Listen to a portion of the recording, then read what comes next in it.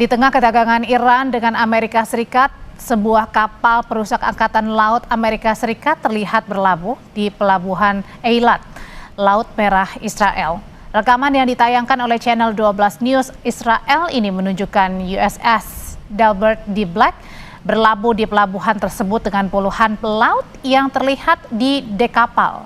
Seorang pejabat militer Israel mengatakan kedatangan kapal itu merupakan peristiwa rutin. Mengulas bagaimana kelanjutan negosiasi Amerika Serikat dengan Iran terkait dengan peluncuran nuklir, sore ini kita bahas bersama Evata Filomeno Borromeo Duarte, dosen ilmu politik Universitas Udayana. Selamat petang, Mas Evata. Selamat petang, Mbak. Terima kasih. Iya, dan hadir juga sore hari ini ada mantan Duta Besar Indonesia untuk Iran, Dian Wirangjurit. Selamat malam, selamat sore Pak Dian. Selamat sore Mbak Audrey, selamat sore pemirsa. Iya, saya mau nanya ke Mas Evata dulu. Mas Evata, kalau dilihat dari kacamata Anda, sebenarnya seberapa efektif ancaman Amerika Serikat ini bisa menekan Iran dalam hal negosiasi nuklir? Baik, yang paling pertama kita harus memahami bahwa situasi Iran dalam peperangan kali ini tidak sendirian. Sehingga bisa kita katakan diplomasi memang cukup terlihat agak terlambat. Melihat bahwa tadi sudah disampaikan bahwa belum ada satu etiket yang baik yang bisa dilihat Iran dalam negosiasi ini, tetapi pintu masih tentunya terbuka. Namun eskalasi ini tentu tidak dapat dibendung lagi, dan apa yang disampaikan bukan cuma retorika diplomatis biasa. Eskalasinya ini kalau dilihatnya memang sangat serius sekali atau enggak nih? Karena kalau merujuk kepada pernyataan Trump, Mas Evata, ia bahkan berharap Iran ini mengupayakan negosiasi. Baik. Iran dianggap oleh Amerika kali ini sebagai aset bermasalah, sehingga meratakan Iran secara total memang tidak diperlukan. Tetapi kita bisa melihat bahwa gerakan-gerakan tambahan dari operasi-operasi dan juga persiapan militer ini sudah sampai 80%. Dan Iran pun besok nanti akan menyelenggarakan latihan di wilayah-wilayah yang tentunya sangat berdekatan dengan kapal perang Amerika. Ini tanda bahwa Iran sudah siap dan Amerika juga tentu sangat agresif kali ini. Oke, kalau gitu dengan sama-sama kedua negara ini sudah siap untuk berperang, Pak Dian, seberapa besar perang ini kemungkinan akan bisa terjadi? Terima kasih, saya berkali-kali menyatakan perang tidak akan terjadi. Banyak faktornya. Tadi yang disampaikan pertama ya, tolong diingat. Ancaman nuklir Iran, sejak kapan Iran mengancam nuklir ke tetangganya? Yang punya nuklir itu yang jelas de facto punya nuklir itu Israel, yang dikelilingi oleh negara Arab. Loh, ancamannya kok dibilang Iran, yang sampai saat ini belum terbukti punya senjata nuklir. Bahwa dia punya program nuklir, iya. Masalahnya diperdebatkan apakah program nuklir itu bisa membuat senjata nuklir atau tidak. Itu masih proses cerita yang butuh waktu verifikasi. Jadi tidak benar kalau dibilang Iran mengancam tetangganya dengan senjata nuklir. Sama sekali tidak benar. Yang mengancam adalah Israel. Kedua, tadi disampaikan bahwa Amerika sudah mengerahkan kapal-kapal. Satu sudah merapat di Pelabuhan Eilat. Pelabuhan Eilat itu di Laut Merah. Di Laut Merah itu masih jauh dari Iran. Kalau dia mau mendekati Iran, dia harus keluar lewat selat yang diapit oleh Djibouti. Itu baru sampai Lautan Hindia. Nah, di Lautan Hindia itu berkumpul kapal-kapal Amerika yang sebelumnya, termasuk Abraham Lincoln, kapal induk. Nah, kalau dibilang perang, ya masih jauh. Apalagi, tolong diingat, hari-hari ini adalah menjelang Iran merayakan hari nasionalnya, hari revolusinya yang ke-47. Artinya apa sih? Nah, tadi disebutkan latihan perang dengan Cina dan Rusia, itu juga indikasi bahwa Iran sekarang lebih siap. Kedua, sejalan dengan peringatan hari revolusinya, sudah pasti yang disiapkan Iran itu luar biasa dari persiapan sebelumnya.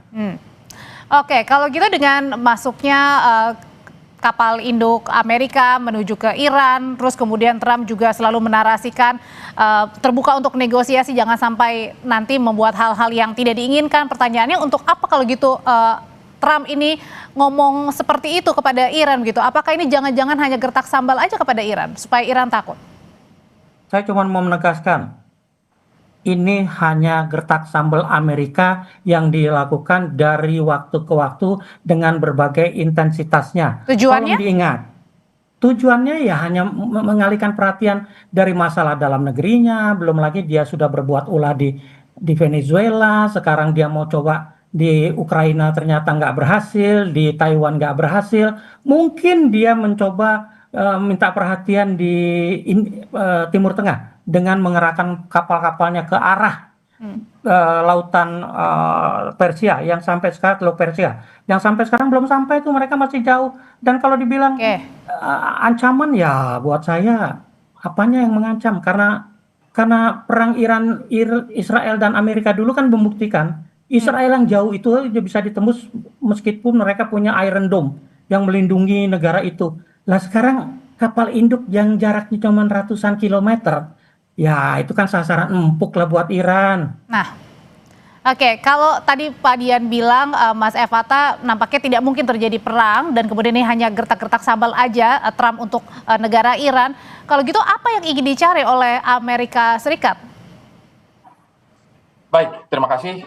Tentu ini berangkat dari satu data ya, bahwa Amerika Serikat kali ini sudah menerapkan satu doktrin perang yang baru. Kita bisa melihat bahwa apa yang terjadi di Venezuela dengan penggunaan diskombobulator ya, satu alat yang tentunya nanti akan digunakan kembali dalam perang atau eskalasi yang mungkin nanti akan meningkat di Iran. Ini tanda bahwa sebenarnya Donald Trump tidak sedang bermain-main, dan ini merupakan satu upaya dan daya keseriusan Donald Trump untuk segera mengamankan situasi yang nanti mungkin akan menimpa Israel itu sendiri. Kita bisa melihat bahwa sebenarnya penebalan pasukan ini untuk mencegah serangan ganda ya, mungkin nanti akan terkait dengan konfrontasi dengan Hizbullah, dan juga ada konfrontasi-konfrontasi yang mungkin bisa mengenai Israel. Dan ancaman Iran itu tentu sudah tidak main-main. Mereka juga mengancam beberapa titik-titik lokasi untuk nanti dijatuhi bom nuklir, dan penebalan ini tentu untuk mempertahankan apa yang nanti mungkin akan terjadi terhadap Israel sebagai aliansi utama Amerika Serikat itu sendiri. Dan kita bisa melihat bahwa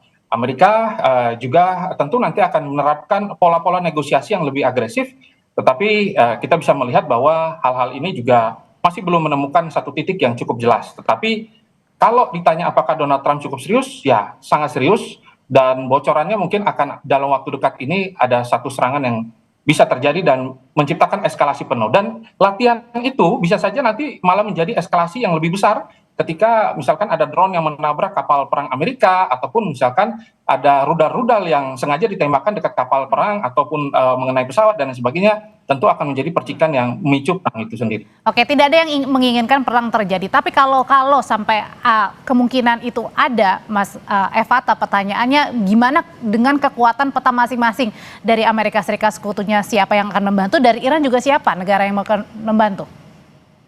Baik, dalam beberapa catatan kita bisa melihat bahwa ternyata Iran kali ini telah dibantu intelijennya oleh MSS Cina ya. Jadi kita bisa melihat bahwa Cina memberikan kunci dan juga akses real time untuk melihat situasi pergerakan kapal Amerika Serikat.